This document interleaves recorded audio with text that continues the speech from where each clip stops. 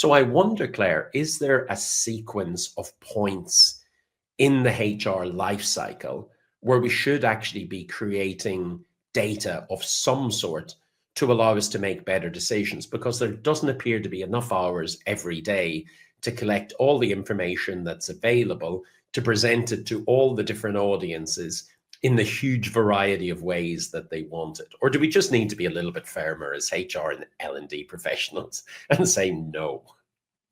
Honestly, at every opportunity, because you can start to connect different sources of information through the likes of agentic AI and really look beyond the data and see what is it telling me about the business and our people, not just about how does this new start feel 1 week after they've started with the organization.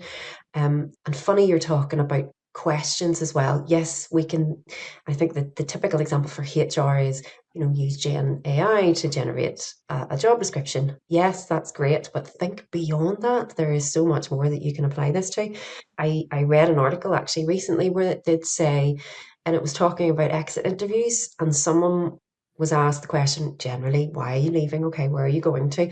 But they were asked the question, what would we have needed to change to make you stay? Which I thought was so interesting. So it's not only about using the AI to capture the information, it's about changing how we think about what we're asking.